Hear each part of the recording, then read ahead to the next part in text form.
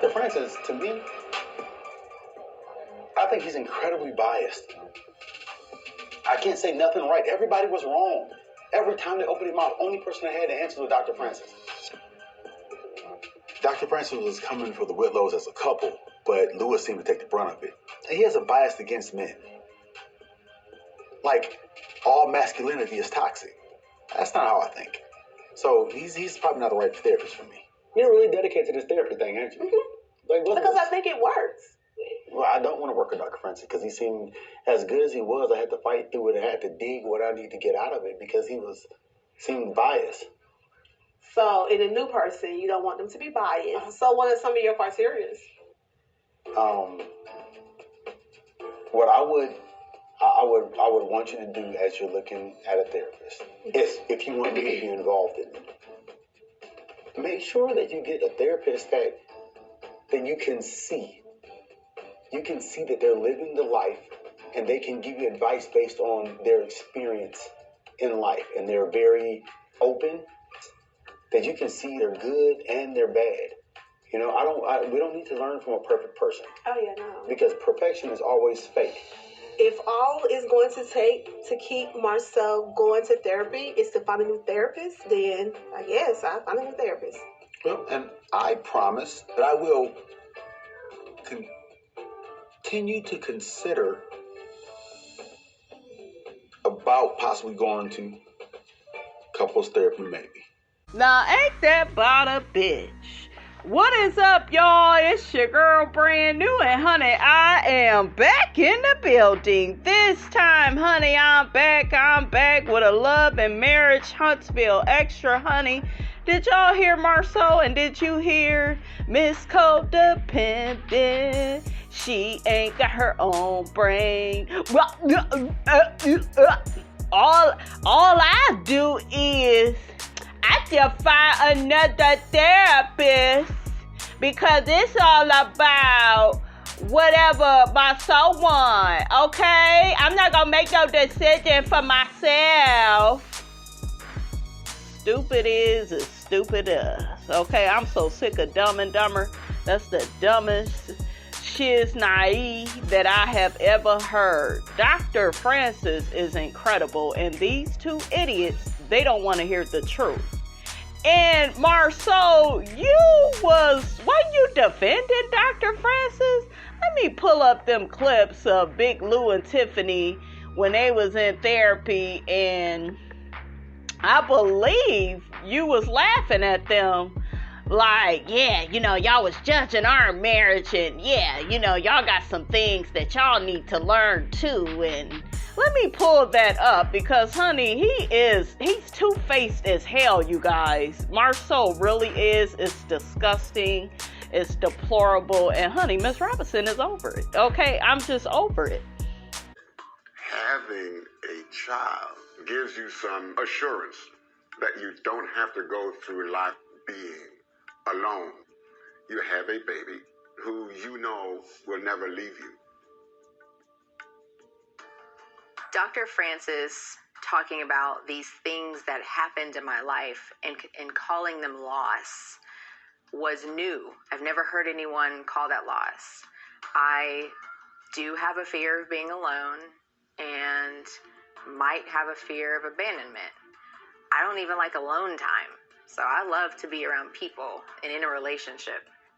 This is a lot to take into consideration, but I definitely need to think about how this impacts my marriage. Child, Tiffany is phony and fake. Now, y'all listen to what Marceau says, because he had a lot to say about the Whitlows. Okay, and it just looked like at times he was taking up for Dr. Francis and seeing what Dr. Francis was seeing, you know, with the Whitlows. I couldn't help but notice earlier we talked about time. How would you do right now with your businesses if you brought a newborn into this? I've always functioned in chaos. So bring your human life into chaos. And so there's always going to be something happening. So why would I plan out having a baby? I didn't plan it the first time. Louis, do you think you'd get more or less? More or less what? But in one, new wives. Oh, more or less that. When a newborn on a job, life happens. So what's that? Both of them are rehearsed, you guys. They are rehearsed. Just listen to what they're saying. I know y'all done already heard this, but just listen. XB as often? No, I'm pretty sure it wouldn't be. How many philosophy books have you read? A lot. A lot. I can tell. The student becomes a teacher for some kind of way, right? Are you the teacher now? In this marriage, I am. Now y'all clearly hear Marceau poking fun at them, right?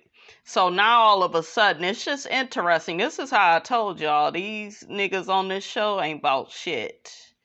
Okay? Because he's clearly getting on the Whitlows, but yet, well, I feel like Dr. Francis singled Lewis out. Lewis needed to be singled out, because if it wasn't for Dr. Francis, Lewis would have just held on to his philosophical ways, that's comfortable for him. That's what he wanted to do. But Dr. Francis had that nigga in tears, okay?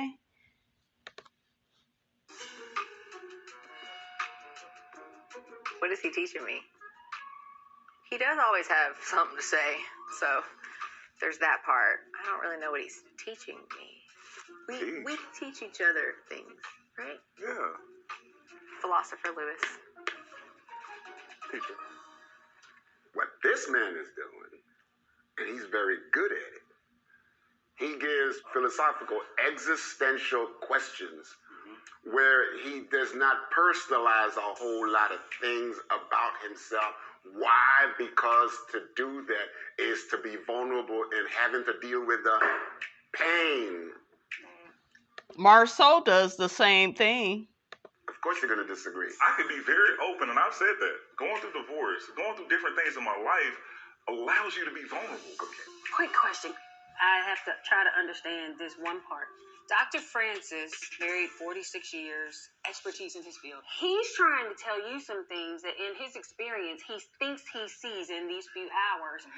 It doesn't appear that you all are receptive to it. Y'all can give advice, but then when it's time to get it, it's like there's no open door for it. I don't think that's necessarily true. I think we are very open, and we talk about a lot of things. They just seem resistant. They seem resistant to hear anything from anybody. And it's mind-blowing to me because of all the things and opinions that they had about everybody else. That's the kind of stuff to me that makes me feel like people aren't 100% transparent. Everything is not great at home plate. Right over here. I figured out real early this morning. Okay. Nobody told me nothing. It's not hard to see. I don't think everything is as you make it out to be at home plate. Now respond to that. I just want to know, what do you mean by we make it out to be? There was no falseness in what was expressed. I just wonder where you see a disconnect. Remember that word game I put on the board this morning? The first level of a game is you play a game. When your game is discovered, you play a game of not playing a game. So you're saying our marriage is an act? Marceau is laughing. Like I knew you had a bad marriage from the moment I laid eyes on you. Yeah. Coming at y'all. Yeah, I didn't know that we were going to sign up for a marriage retreat to be came at, but yeah. Oh yeah, that's how it works. Hi. Bacon is good and crispy. How y'all think today is gonna go? I'm open to it. I mean, it is what it is. Like, to me, you have to know your marriage before you go into anything. Right. Because if you question your marriage and you go into things like this, it makes you question everything else. So if you have some grounding, it brings points out and it makes you think about different things. But am I just finna all of a sudden change and say, oh, now I'm a new person? Who was I before then? Was I really that great of a person? I've been trying to be that great person. Lewis doesn't seem like he's willing to take any advice from Dr. Francis. He also don't want to hear anything that Dr. Francis has to say about his marriage. Why you didn't say that to his face instead of I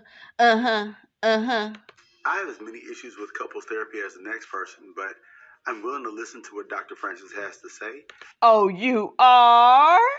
And use what I feel is useful to the best of my ability. Oh, really?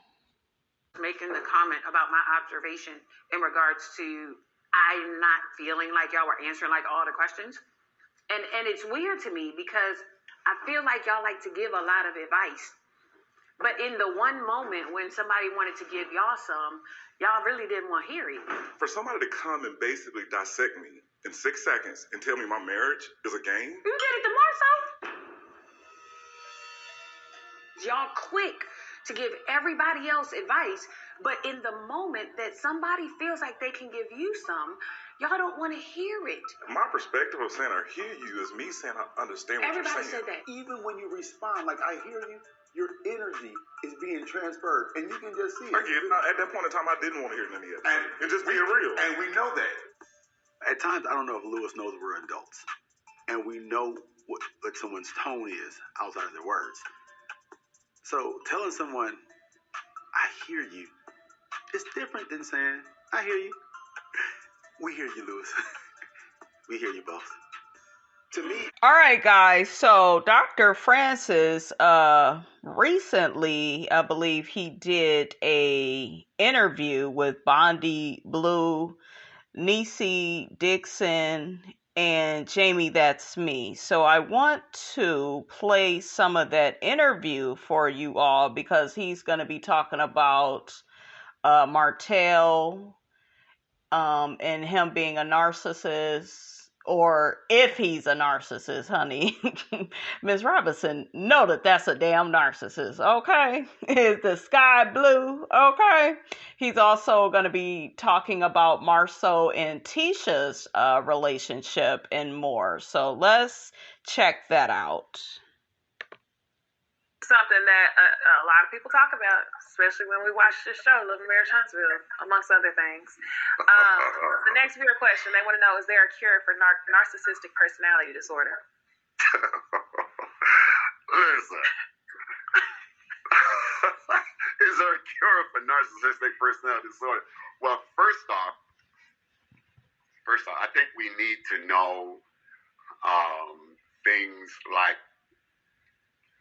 when we say, and I hear this quite a lot. People say, "Oh, such and such is a narcissist." I say, "Well, are they diagnosed as not?" No, I just think so. How do you know that? Well, I read up a lot on these things.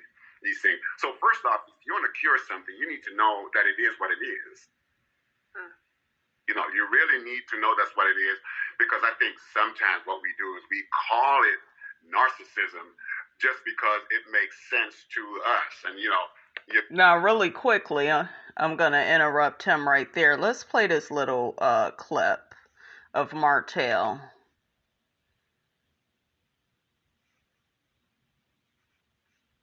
Back trailing to this other woman, because that's embarrassing for a woman. Cheating, it's not right. No, it's not. You're not supposed to do it, period. No, you're not. But it's how they do it. And the thing for me is disrespect for cheating. You keep making a laughing stock out of her. That's a lot to take for a woman, and a woman of her caliber. Well, no, that was Melly's issue. Why you keep talking to the same? I'm like, God damn, what you want me to go mess with 20 women? No, I don't. That ain't me. No. That was her issue. He's talking to the same person. No. He talked to multiple. No. Why you? Martell has slept with multiple people in this marriage. Let's be clear. Go Stop ahead. lying. It's not a lie. Damn. Get tired of you lying so much. You victim. Oh. Whoa. Stop being the victim all the time. Oh. It gets on my nerves. So everybody just heard everything Martell said. No, You because just said I'm playing the victim. I wish one day people would see the person that you really are. You throw all the damn stones and hide your hands and be the victim. Because when we start going through stuff, I told you what you weren't doing in the marriage. Okay. And then you didn't fulfill that. And then, I stepped out because you weren't taking care of me. Okay. And then somebody starts taking care of me, and now I'm like, I like this, what I went to. And then you still disrespecting me. You still not being the person that I want you to be. You hear that? You still not being the person that I want you to be. You're not taking care of me, as if this woman isn't running multiple businesses and taking care of 3 plus children. Like, she had little Milani at the end, but that was 3 kids minus Milani. That's a lot. Okay, I only have 1 child. So for him to put all of that on her, that's a damn narcissist. You hear somebody that is selfish, that's very entitled. Let's listen to what else he says. He's basically blaming her for him, cheating. We've heard him do that, guys, multiple times. That's what a narcissist does. They will vilify the real victim all the while of being the damn villain. Make it make sense. This other person I'm talking to, she satisfying me. I'm tired of hearing you say that. Know that. I'm tired of hearing you say that. You would have been gone and asked for a divorce a long time ago. So don't sit here and act like that's the truth. Now, something else that I notice is as she's screaming and hollering and crying, if you notice, he calmed down. That's another thing that a narcissist does. They say and do shit to get you to react. Everything is about you reacting. And whether it's narcissism or not, it is abuse. Okay? I am here to tell you this is abuse. And in the Black community, what a lot of people like to say is, oh, that's not abuse. He didn't put his hands on her. He emotionally tried to tear her down, bring her down to that first floor. He tried to make her question and doubt herself. He compared her constantly to another woman. He done slept with the woman, got her pregnant, and is still talking all this shit to a woman. To his woman, his ex-wife. That's not cool. Those are scars that will never go away. Yeah, the time, it will go and, but like when somebody does that to you, you guys, do you know the amount of PTSD you will have from dealing with somebody like that? I myself have dealt with narcissistic men. Did I know they were narcissistic? No. And I'm here to tell you this. I'm not saying all men are narcissistic, but I believe a great percentage of them are. And I believe that through a lot of the things that I hear. I hear a lot of them say everything is just so selfish. And the whole relationship and marriage is about me, and my needs. And like, look at Marceau and Tisha. Okay? So I know what I'm looking at. Now, really quickly, before we get back to Dr. Francis, let's look at the definition of a narcissistic personality disorder, because it is a disorder, right, of the personality. It says it involves a pattern of self-centered, arrogant thinking and behavior, a lack of empathy, which is what he just displayed. Threw that woman all up in his ex-wife's face, knowing that would hurt her and break her down. And they also, they triangulate, which means, cheating on you, which is what he did with Slow Slaw. And then, or you may be with a man, he may bring up his baby mama. And that's what a lot of them do. They have really low self-esteem. And it's not so much that they are in love with their baby mother. It's just she will be supply for a lifetime. I have a child with her and I could always go back to her and sleep with her. And I could throw her in my new girlfriend face. Ask me how I know. I've been through it. I know what these people do. And you do these type of things, honey, when you are down to that first floor. This is what you do when you got low self-esteem. Because somebody with high self-esteem would move the hell on and they wouldn't be trying to pit two women against each other. They would be in their present relationship, right? Giving it all that they got. They wouldn't be, well, she don't like you, and trying to create drama and confusion. And I done already told y'all, God is not the author of confusion. The devil is. And the devil is in some of these men. Okay? It also describes narcissistic personality disorder with being associated with being cocky, We see that with him: manipulative, selfish, patronizing, and demanding, which is what we hear him say. It's all about what you didn't do for me. As if this woman isn't a mother. She isn't a businesswoman. You know, she's very ambitious. He knew who the hell he married. So I'm sorry, Dr. Francis. I still love you, but I said what I said, okay? And I know what the hell I'm looking at. Well, and some of y'all like to get y'all ass in the comments. Well, you're not a diagnosed professional. You're not a professional that can diagnose these things, and you're just, no, you got people, you guys, and it really, let's take the narcissism out of it, right? You got people that are so fucking evil. Evil. And that is evil behavior. He ain't got to beat her upside the head. I listened to how this man has spoken to this woman. And hell yeah, I'm triggered. And hell yeah, I know what I'm looking at. So, and I work in the mental health field. You know, I've been doing this since, 2007? Don't you think I done seen a few things? Okay? We done seen people with, degrees act a damn fool. We had Greg, the psychiatrist from Married to Medicine, Quad's ex-husband, tumble his ass down to that ground. So what, being a professional, what that got to do with it? Them are people too. He should have diagnosed himself too, because he was crazy, acting all like that with Quad. I'm not saying Quad was perfect, but Dr. G was a nut, was a fruitcake. Let's get back to Dr. Francis, honey. But I get, though, objectively, I do understand where he's coming from. I do. But we know what we're looking at. This omnipotence, that people have, and they're never wrong, and they blame other people. Everybody else is wrong.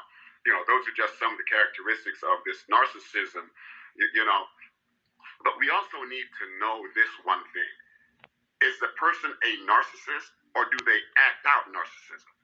Okay. See, when they act out narcissism, it might be a defense for something like borderline or a very porous kind of an inner self. So they act out this omnipotence, very powerful. They're never wrong, just so that you don't get to see them the way they experience themselves, as a very poor, fragile person. So we need to know all of these things before we can say, is there a cure for it? Because the cure is not like got a headache. So go get your headache pill from, I don't want to call a name, get your headache pill from the doctor or from the pharmacist. It's not like that.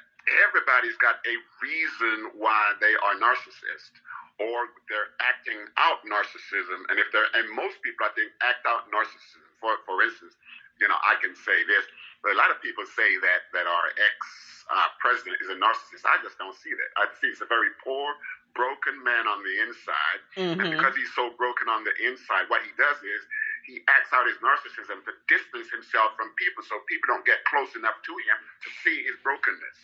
Come on. So, okay, I stand corrected a little bit, okay? I agree with everything that he said. Since he's putting it that way, I agree, Dr. Francis. Okay? I really do. I got it.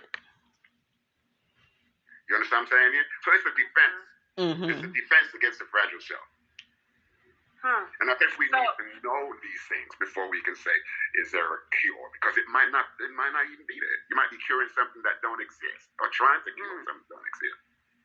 I have to ask you this. We haven't gotten into the show yet, but you just mentioned how our ex-president, is broken and he acts out narcissism. Right. That has been a trigger word, or a word that has followed closely to Martell Holt after seeing everything that's happened throughout the season. Do you think that he's acting out, or what we're seeing is an act because of all of the emotional trauma and everything that's been going on in his life? I think parts of it might be there. And the thing about it is this, though. When you confront people, I don't mean confront like, But when you talk to people about these things, okay, because the acting out of narcissism is supposed to kind of put a veil over this stuff, they're not going to admit to that. That's the first thing you need to know. They will not admit to that. So if I say, I think so, and he said, no, I don't think so, then who am I to say he's wrong? Although from a clinical point of view, I might say that. So now I think there is a piece of that. And so now it kind of begs the question of what's Mel's function in his life? What part of him does he require Mel to be present in his life? For him to achieve. What does he want with her? Because you know how it is. We got people in our lives, and everybody we get in our lives are there for a purpose, a function. I eat because I'm hungry. All right? Now, do I want the food? Yes. Why? Because the function is to stop me from feeling hungry, and I don't want to feel hungry. It's because drinking won't let me feel hungry. Running won't stop me from feeling hungry. Running won't stop me. So with him, there could be a number of things that came from either childhood or former broken relationships, or it could be a number of things why. But I think a lot of people, but I just don't see him as this aggressive kind of a person that Well, he doesn't have to be aggressive. Okay, I told y'all. There are a lot of covert narcissistic people out in the world. And the big bad wolf is not the person yelling, screaming, cursing, and hitting you upside the head. Now, let's check out a clip from when Martell saw Dr. Francis, and we'll get right back into the interview, you guys. I just want to give you guys some context. Were you before the infidelity started? This has been going on for like over 3 years. Over 3 years. The same person, Same. And your wife knew about it over the 3 year stretch? No, she found out, I guess, over a year ago. Something happened recently, I guess, while you're here now. Yeah. Okay. What would that be? Well, I guess ongoing communications. What does the communication look like? I went like over 5 months without talking to her or whatever. Okay. And then she called. Right. I answered. Mel and I, we were riding to Atlanta. Next thing you know, my phone rings out the blue. And it's a private number. I mean, if I didn't answer it, Melody would have had a million questions. So I had no choice but to answer it. And Lord behold, it was her. So Melody, they had a couple words, and I felt so bad that I just hung up on her. Now Melody thinks that her and I'll have something going on still, and that's why I'm in this place right now, in a sunken place. For real. What was your wife's response to that? I mean, very upset, very angry, and she expressed that to her and to me. Okay. So I turned the phone off. Okay. So that caused problems right there too. So. Okay. How would you describe your relationship with your wife now? To be honest, she said that it's over. That was the last straw. Here's another clip, guys, to give more context to Melody and Martell's marriage. I know y'all are like, girl, we didn't already heard all these clips, but I want to kind of bring them back. That way we can ponder upon what Dr. Francis said, because he kept saying, what does Martell need Melody for? And I'm just kind of looking like, hell, he need her to look good. Like, Melody is sharp. She's a people person. She's a great public speaker. Like, all her strengths are his weaknesses, right? So, I don't know. Let's check this clip out. Their famous, infamous clip, honey. When I first started cheating, I think that's what you're talking about. Of course you know. You wasn't doing what you were supposed to do. And what was that? I called you. You didn't have time to talk to me, so what were you doing? What was I doing? I always complained. I was like, babe, why you can't talk to me? I don't got time. I ain't got time. I'm out of this meeting. Me too. I had meetings. It doesn't matter. It's about having time for your spouse. You pushed me. You got me more involved, doing more with the company, with the community, with everything else. And it was a setup for the okie doke. Because there's no way you I can have talk so to many you all friends. the time. How does no male stop doing certain things? Sexual? Hey, what about sexual? What did I say? You wouldn't satisfy me. How? Period. I wasn't satisfying you sexually? No. Did you ever talk to me about that? You never said to me, you're not satisfying me. When we in the bed, I'm saying, babe, you ain't gonna do this for me? No. You ain't gonna do that for... No. What you think that is? Okay. That's disappointment. Okay. To your husband to tell him no for anything. And does that open the door for you to be able to step out and do what you want to do? Of course. Okay, so all those years when there were certain things I was telling you that I wanted you to experience more sexually and do more and you didn't want to, should I have just stepped out? Just ask. I can't recall that. You can't, of course, you never can recall what you don't want to recall. What, talk freaky? Okay, I don't want to talk freaky. Yeah, you don't want it. So You hear that? He don't want to do what she, want him to do, but she's supposed to do 8 million things of what he want her to do. Do you see the imbalance? Do you see why I constantly preach and teach to you all that some of these men want slaves as wives? Okay? This is why some women are dying. They're getting diseases. Because they're trying to be the end all be all for their man so they could keep a man. Okay? Oh, you open up that door? You have to learn and know the trophy that you have. Okay, When but you the have trophy a ain't woman- being a complete trophy if she's not taking care of her husband. You got somebody who can talk to you all the time, who's cooking for you, who's satisfying you sexually. Why don't you take your ass on and be with her? I don't want to. What? You hear that? That was the truth way back then too. I don't want to be with Ariana. That was the truth. Because he never ended up with her. Okay? She's still on that bench, waiting on that bus of commitment and marriage that ain't gonna ever come. But that's a damn shame. You know what that's called? What? Filling that void. AKA, I'm just using her ass. And she'll feel special and she'll feel like she's on this pedestal and she'll try to compete with you and throw our situation in your face. Remember what Ariana said. I took her nigga with my eyes closed. I'm Big Ari. Okay? She played into all of that. And they call those type of people flying monkeys. People that come up against the victim that the narcissist then backed into a corner. Okay? And the flying monkey always throws all the things that the narcissist has did to you in your face. Yeah, he cheated. He cheated with me. Oh, well, I don't care. What type of woman says that? That's so evil and mean to talk to another woman like that. She filled that void. Well, it sounds like you think you may just need 2 women. Well, back in the day, in the Bible days, whatever, they had multiple women, so why not? Child, and he just looking at her with a blank stare. Couldn't have been Miss Robinson. I would have got his ass in line real quick. And y'all know how I get down, okay? Miss Robinson, honey, used to be off the hook. I'm telling y'all, shit, I got to the point I didn't give a damn no more. I said, shit, I ain't got nothing to lose. Okay, let's get back to Dr. Francis, honey.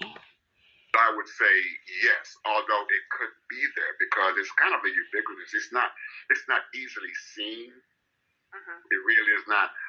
But I think that I'm thinking just for me, just working with him, that there is a brokenness on the inside, and male who acts out a very strong woman. That's other things going on right there too. But listen, here's the deal. See, the show becomes a stage where they act out parts of themselves. Yeah, it really is. And the way they act it out is they might want to project to the world something about them that they are not. Because they don't want the world to see them as they're. In other words, it's a piece of clothing like this to cover me up. Right. Emotionally, you understand what I'm saying? And so we look at all of these things. We say, well, is he really what he is? And that takes me back again to when I say, listen, the acting out of something has a function. So you ask yourself, what is the function? What do I want to feel that if I don't act this out, I won't get to feel what I want to feel? see what I'm saying here? And it's important for me to feel that. And so because it's important for me to get this feeling, I will do whatever it takes for me to feel that. Why? Because that feeling is important. Now, swimming won't let me feel that. Running won't let me feel that, but X will let me feel that. So this is why I use X so much. And this is where people develop a dependency. Some people like to call it an addiction. It's really a dependency. Why? Because it works every time. You know, if you break your leg, you break your leg. You know, I remember when I broke my foot, you know, playing basketball with my children. I went to the hospital, and they gave me crutches. And it was very painful, so I was on crutches for several weeks. Now, it would be kind of funny if 6 months down the road, a year down the road, you know, I'm still walking on these crutches. And they go, dude, why are you still walking on those crutches, man? Man, it feels so good. It feels so good, man. You know, it really is good. You know, that's something I said, but, and they say, but does it hurt? No. Well, why? Because it feels good to have these crutches here for my dependency, because it gives me a different picture of my presentation to the world. And I don't need the world to see me as I am. I want them to focus on my broken foot, because that's something I can talk about more than my broken emotions. You hear what I'm saying? Yes. Come on. Oh. Okay, guys. So really quickly, he's going to start talking about Tiffany and Lewis. Were you surprised at all that they left? Since, you know, it all was a game and maybe the mask was being taken off. Were you surprised that they left the retreat? I wasn't surprised, because they came late and they were not basically invested, and they were having difficulty between themselves deciding, you know, what to do, what they're going to talk about. What was this all about? You know, well, we just heard about it and we just kind of show up. Well, you know, you don't just show up somewhere for a weekend. If you're intelligent enough, you're going to try to find out what's going on. And I'm not berating them in any way, but the fact that they left, and the fact that she would get up and take a phone call, you know, was saying to me that the phone call was more important than her being there with her husband to work through things that are relative to the quality of their relationship. But she'd rather have business. So she is saying, masking this piece of her that's fragile, that's about to be uncovered, she takes a break and she said, if I can continue to do business. But she was not supposed to bring business into this retreat. And really quickly, I just want to remind you guys, Tiffany is full of it, because Tiffany mentioned, damn, guys, was it the fact that Marceau and Tisha wasn't there? Well, the other couple, they not here yet, so I figured she said something like that. Do you guys remember that? Put it down in the comments. So when I saw Tiffany lying, because at first she said she had business, and that's why she was still in the room. Remember when Lewis came to check on her, and then it was like, well, you know, the other couple ain't here yet, so I don't want it to just be us. And I think Maurice and Kimmy was there. They was like the first ones, and then I think Marceau and Tisha came last, because remember they had allegedly got that call that the friend died, and that was, you know, some more bullshiggity, because allegedly that had already happened right before filming. That's what I heard. So put it in the comments, guys, if you know what I'm talking about. It was not like that. You just come and we're going to work through some stuff. So yeah, I was after about, you know, first few minutes. It was on. Okay. It was, you know. So I guess that you probably were kind of knowing that Lewis would then say he wouldn't take any of your advice, because Lewis after that was like, well, we can't, you know, take any of Dr. Francis' advice moving forward on the show. And we were wondering how you felt about that. I mean, essentially, you know, you can't make someone take advice. No. But what did you think when he said that? I think the thing about Lewis was he came for advice. I was not there to give Lewis advice. I was there to help Lewis to work through some things over the weekend. So if he was looking for advice, he would back away from working through, which is what I wanted him to do. This is why his wife needed to be there. This is why they had needed to be there like early, so they could get all the preliminaries. So if he's going to call it advice, he can get advice at the barbershop. You know, I don't give advice. I ask people to take a look at who they are, you know, and I walk around with this mirror and I say, can you look inside this thing and tell me who you are? And they'll tell me, well, I'm a father, I'm a mother, I'm a sister, and they tell me all these things about themselves. But you know, it was not about that. And what he did was pretty much the same game that his wife played when she left. Because for him to say, I don't have to take advice from Dr. Francis, is to say that I am not credible, and so therefore it gives him an opportunity to say that I don't have to listen to this man. So he's putting that up right up front. So you know, so the game was if he can get me to have questioned my belief, then my effectiveness has been diluted. So I go around that, and I said, well, no, I'm not giving you advice. Advice is you can get that anywhere. Like it was a way to break down whatever you were going to say. Yes, neutralize it and make me look ineffective. Okay. Yes. Okay, got you. Yeah. Which is what Marceau is now doing, guys. Okay, he's about to start talking about Marceau and Tisha. Questions on some of the cast members of the show. So, Latisha and Marceau are so popular, I have to say, because from the beginning, we've been able to see their challenges within their marriage or relationship. What do you think are some of the challenges, the biggest challenges in their relationship? I think one of the biggest challenges, or probably the biggest challenge in their relationship is that Latisha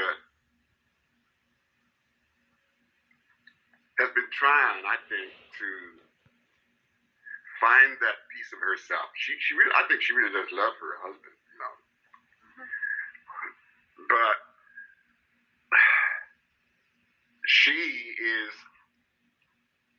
looking to find that piece of herself, and sometimes because she wants him to take care of her and to take,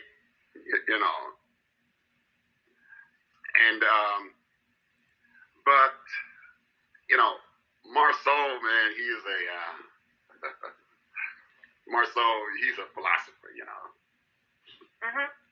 He'll try to talk himself out of a whole lot of things, And what that does, he's totally over in his left brain now. He's trying to talk himself out. See, he tried that with me a number of times, but he came in and declared that he read all these books, kind of a thing, And so what that does is this, that he's going to develop a cognitive relationship with his wife who wants an emotional relationship. Right? Right. He wants to develop a cognitive, a thinking, a philosophical relationship with her because that's his strength.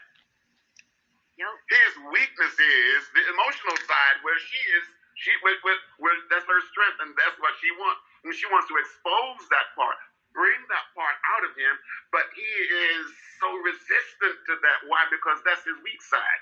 So he'd rather talk and rationalize and do all of these things. But what it's doing is it's making her, it's easy for her to feel empty and unfulfilled because he's not tapping into that part of her.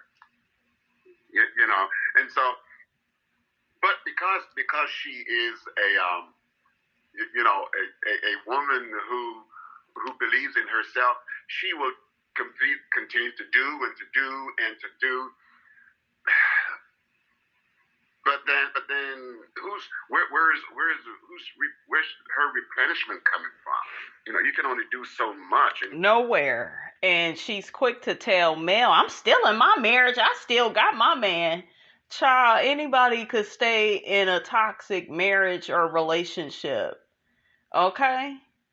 It takes guts. It takes strength. It takes courage. It takes wisdom to move on. Look at Melody. Melody is everything that Tisha wished she could be, because she did not believe that Melody was ever going to leave Martell.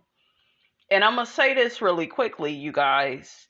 Dr. Francis is going to mention something about Latisha's character. I want you all to look out for it. I believe it was Bondi that brought up to him, yeah, Latisha started accusing Melody of, having that affair, because y'all know how Latisha worded it on the show. Yeah, well, Martell has said that Mel stepped out on him. Do you notice? Now, we all know that that's not true, but I'm just saying, when you are dealing, you guys, with somebody that is jealous of you, they always want to make you look bad. They always want to say certain stuff. Okay? Like, for me, most people that don't like me, especially in my family, their go-to is, she's stuck up, she thinks she better than everybody, instead of saying, well, damn, I'm not a good person to her. I'm not nice and respectful, so she doesn't like me. Do you see how that's different? Okay, but people that don't like you, they want to project onto you. And she wants to project to the audience, okay, to some of y'all that's not peeping the game. She wants to project to you all, Mel is a cheater like Martell, and that's why she got done the way that she got done by Martell, because she was out here cheating too. Okay? Give out so much, before you feel that the marriage is empty and here again. So if she feels that marriage is empty, then what you need to do is to check the quality of the interpersonal relationship she's giving in one area, and he wants to receive in another area. So yeah, I think it's not that they're incompatible. It's just that they need to understand where their strengths are and what they really want out of life, and what they want not out of life. So, because of who they are, but what do I want out of life? If I don't have this woman in my life, will I be able to be and experience myself the way I want to experience myself? Now, personally, I don't think Marceau values Tisha, because she doesn't value herself. Okay, I think he sees her as a means to an end. She's just going to be somebody I give orders to. She is to follow my lead. If you notice, when she has feelings or emotions about something, he always tries to talk her out of her feelings. He always tries to have her do everything the way he wants to do it. He never really considers her. But meanwhile, she done walked herself down a damn aisle with him and said for better or for worse. Ain't no way in hell I'm going to be married to a man and I'm crying. I'm damn near in a puddle of tears about my feelings about something, and you can't consider it, and you telling me to talk like a business person, act like a business person. You're very dismissive of me. You're not taking me to the motherland with you. You're not taking our children. You're selfish. You all about yourself.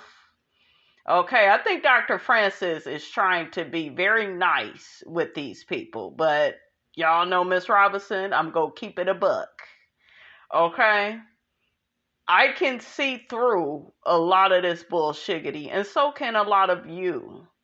That woman is not valued in that marriage. She's a slave to him. And what did she tell Marceau on one of the episodes? I'm not a slave. Yes, you are. Okay?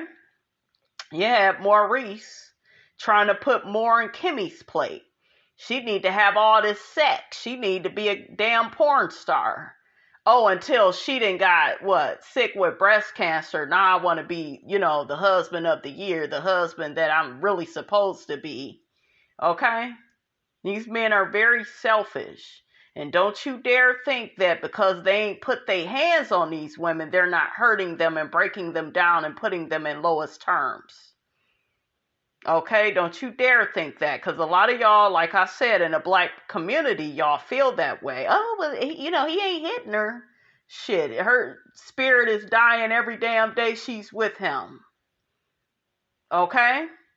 That's why Melody had to leave Martell. He was killing her. What did she tell Miss Wanda? That shit was killing me.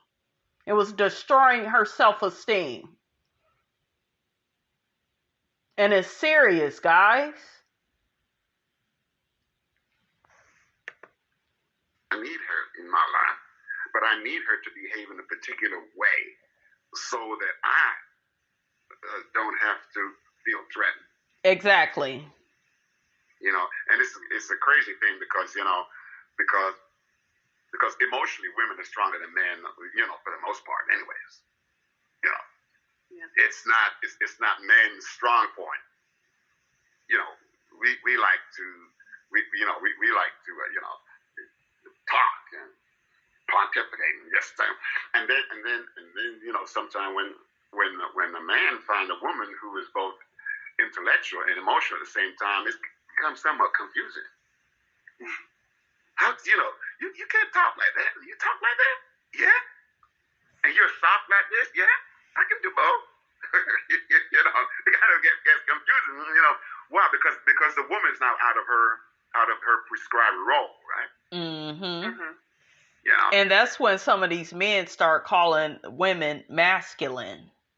She know too much. She a strong woman. Let me put more shit on her plate. And they're not going to come out and say that, guys. They will just do it, okay, in a low-key way. And I know, because I've experienced it in a lot of my relationships. And it gets old after a while. You want to be seen for the person that you are. A human being with feelings and emotions. Not punished because you're smart, you're intelligent, you're ambitious, you're thriving. And we find it easier when we can put people in their role, it's easier. And I'll say this real quick. The reason Really quickly. Did y'all hear what he said? That's why a lot of these narcissists pick out these codependents. Yeah, she just go play the role. Okay? That's why Marceau chose Tisha. And that's why Martell got to the point he didn't know what to do with Mel. Because her ass was just climbing up the damn ladder. And he like, damn, this bitch wasn't supposed to do that. That's why he tried to take credit for everything she do. Because it ain't shit unless it got his name on it.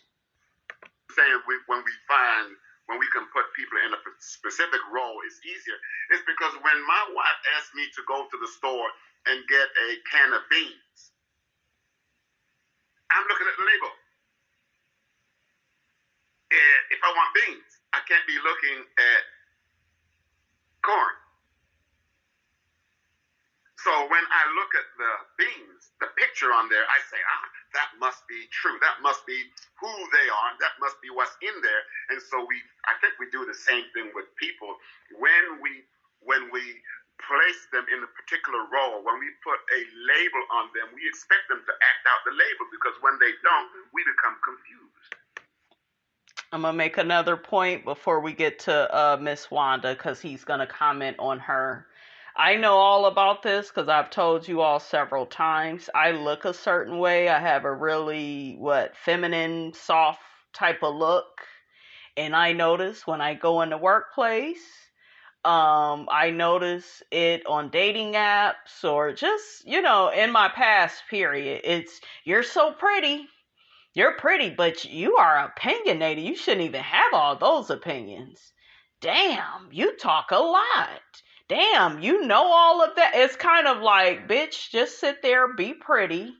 You're fuckable, I want to do that with you, but don't, you too much. I need you to dilute yourself. Tone it down a bit. That way I can be comfortable with you. Okay? And they don't say this, but you really get that from, some of these men.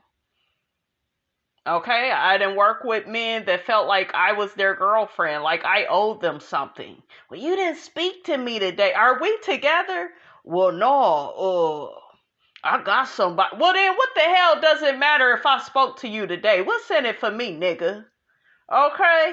Damn, why you got an attitude? But these people have this narcissistic entitlement. So when I tell you this man is on point with everything he is saying, guys, everything. Okay, honey, let's get to Miss Wanda. Let's let this play out and he could get into Miss Wanda. And that's when we start arguments. Oh, then we start blaming them. He says, man, you're a very smart person. He said, no. So what? You're trying to take away my role? So what? You're trying to do this? And just things like that. And those are some of the things I'm saying. That's when the quality of the interpersonal relationship requires a marital stage in order to act it out. And so when things on the marital stage not going well, I don't have to worry about my lack of input. I just blame the marriage. And of course, you get into marriage, we get into a lot of you. It's really us.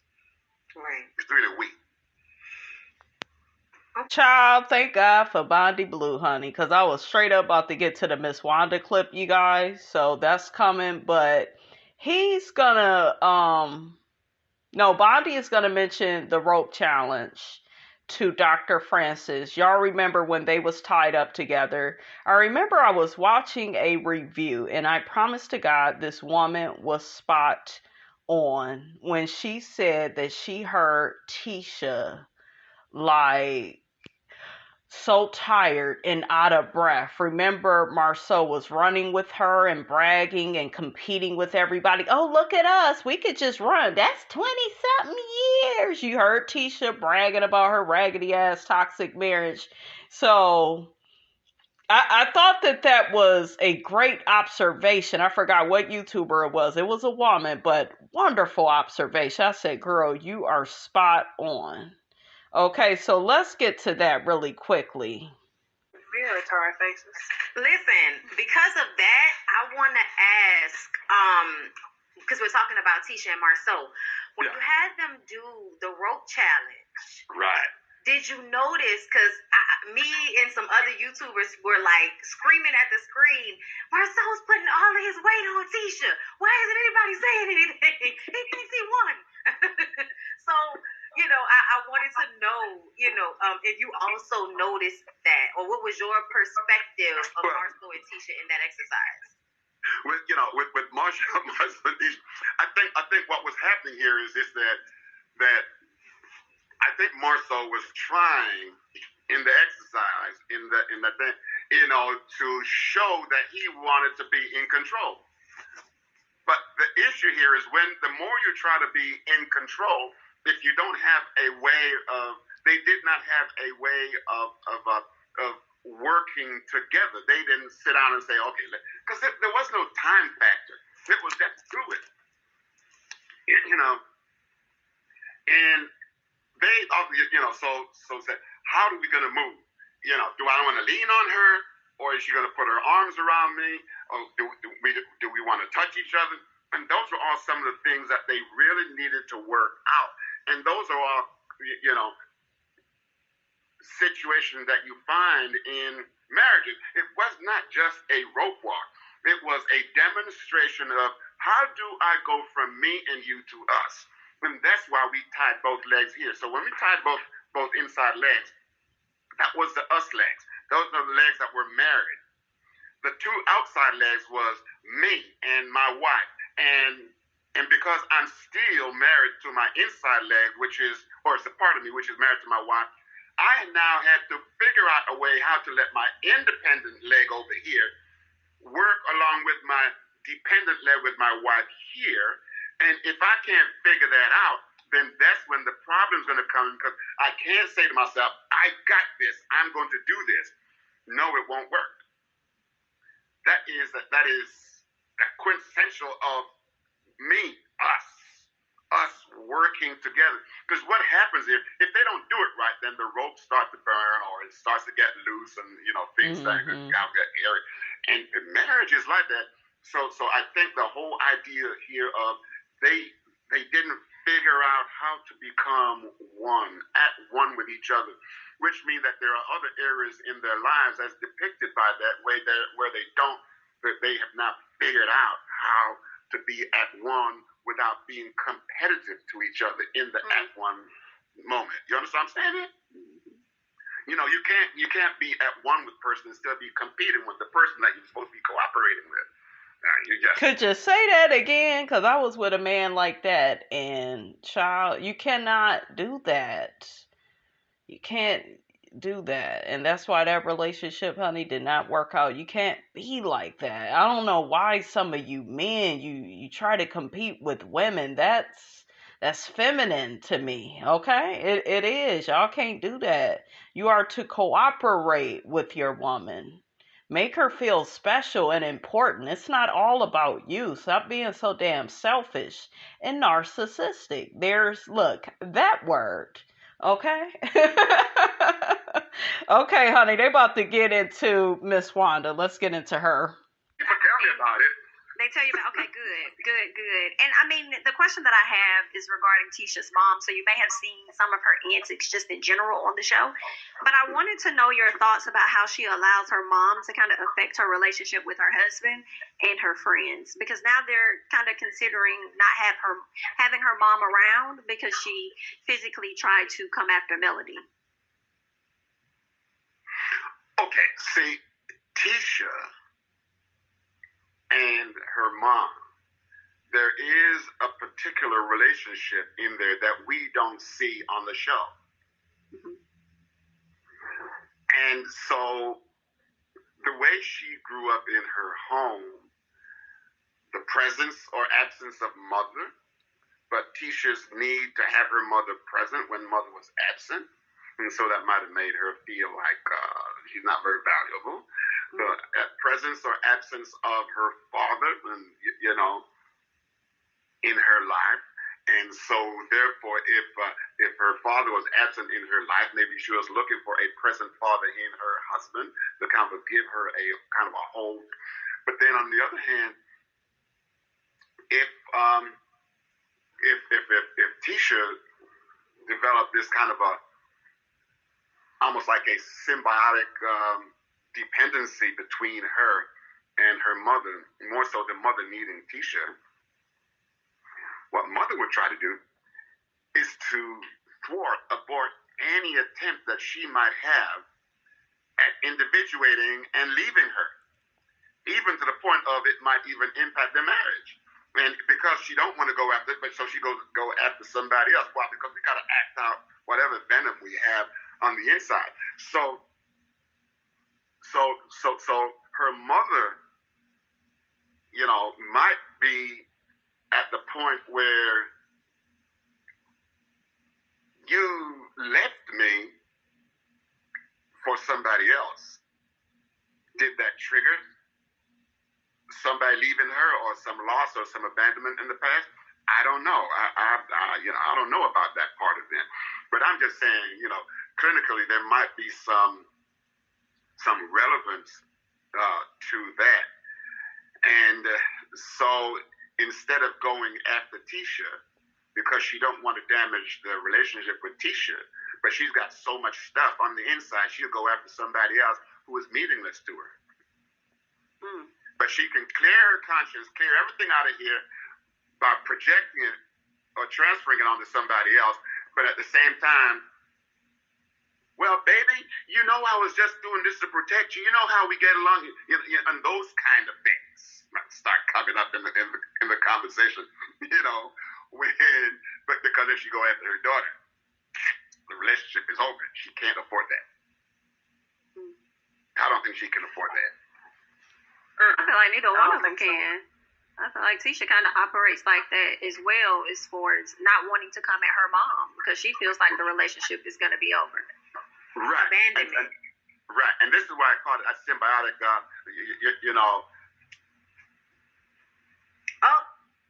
Did we lose Dr. Francis? I feel there we go. We're back. Okay. It's mutual. And so therefore, the degree to which Tisha grew up being dependent on her mother, and the mother being dependent on Tisha, neither one of them want to wreck that relationship, and they're very clear about that. So they can argue, but they will not touch it. That's a sacred area right there for both of them, because when anything happens, they always have each other. And they might have made that kind of a vow, I don't know. But yeah, it's mutual. have a mutual symbiotic relationship, which then kind of stops her from growing into that independent part of her, which is necessary for her to do what? Get married and stay married. Wow. Child, that is amazing. But anyways, honey, that's all Miss Robinson got for y'all, honey. Get down in the comments, guys. Let me know what you thought about this here video. Don't forget to like, comment, and subscribe. I am your girl, Brand New, and I will check you guys out in the next video.